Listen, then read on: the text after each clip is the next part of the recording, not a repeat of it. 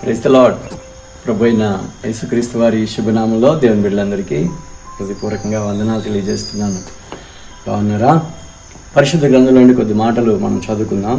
దానియేలు గ్రంథం 6వ అధ్యాయము 4వ వచనంలో ఇలా రాయబడింది. అందుకే ప్రధానులు అధిపతులను రాజ్యపాలన విషయంలో దానియేలు మీద ఏదైనా ఒక నింద మోపవలన నుండి తగిన హేతు కనిపెడుచుండ్రి. కానీ దానియేలు నమ్మకస్తుడే, ఏ నేరమైనను ఏ తప్పైనను చేయువాడు కాడు. కనుక దానియేలులో తప్పైనను లోపమైన కనుగొనలేకపోయేది.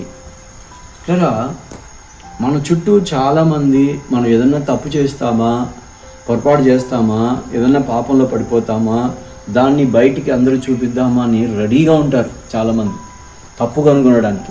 దానియేలు జీవితంలో కూడా, దేవుని భక్తుడైన దానియేలు జీవితంలో కూడా అక్కడున్నటువంటి ప్రధానులు, అక్కడున్నటువంటి పెద్దవాళ్ళు, వేరే వాళ్ళు అతనిలోని తప్పు చూడటానికి ప్రయత్నం చేస్తూ ఉన్నారంట. చూడండి ఈ మాట. కానీ అతడు చాలా నమ్మకస్తుడై, ఆ మాట చాలా బాగుందండి, ఏ నేరమైనను ఏ తప్పైనను చేయవాడు కాడు.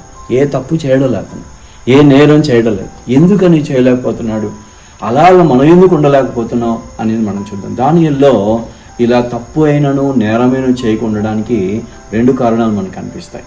ఏంటి అని మనం చూసినట్లయితే ఉండలేరా, అతను ఏం చేస్తున్నాడంటే ఎప్పుడు కూడా దేవుని మాటకు విధేయత చూపించిన వాడుగా ఉన్నాడు.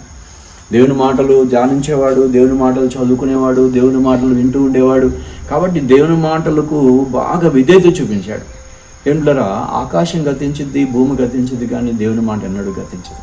కాబట్టి దేవుని మాటను ఎవరైతే వారి జీవితంలో విశ్వసించి దాని మాటకు లోబడతారో ఏ తప్పు చేయలేకపోతారు.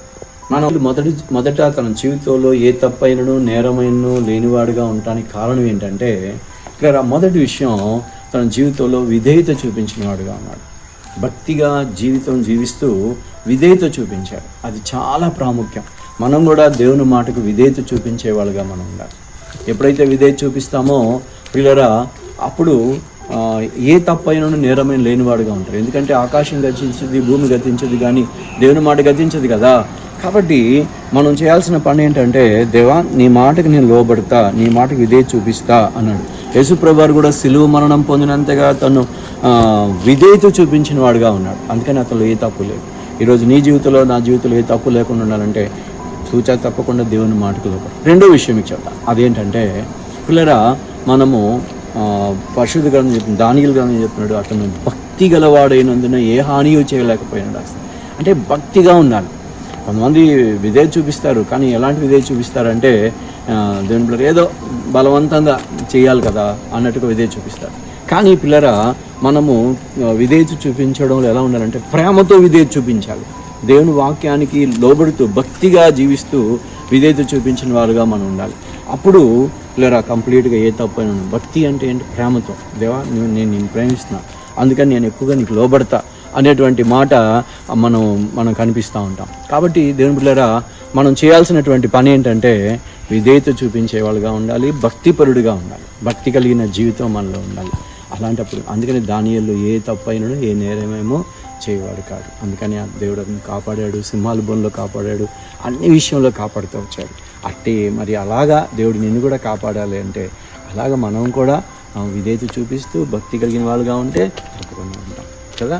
మరి అట్టి కృప ధన్యత ప్రభు మనకందరికీ అనుగ్రహించిందిగాక. ప్రార్థన చేద్దాం.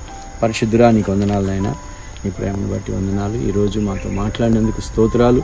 దానియేలులో ఏ తప్పైనను ఏ నేరమైనను చేయవాడు కాడు నాయనా. ఎందుకంటే అతను ఎంతో నీకు విధేయత చూపించాడు, భక్తిగా ఉన్నాడు. అలాగే మేము కూడా నీ మాటకు విధేయత చూపిస్తూ భక్తిగా ఉండే కృప మాకు అందరికీ దయచేయమని, మీ సన్నిధి మాకు తోడుగా ఉంచమని వేడుకుంటున్నాం. ఈ మాటలు వింటున్న బిడ్డలను కూడా దీవించండి, ఆశీర్వదించండి నైనా. ఏ లోపం లేనివారుగా, ఏ తప్పైన చేయవారుగా నైనా మరి మా జీవితంలో ఉండకుండా నేను క్రీస్తు వలె జీవించే కృప దయచేయమని యేసు నామములో వేడుకొని ప్రార్థిస్తున్నాము తండ్రి. ఆమేన్. God bless you.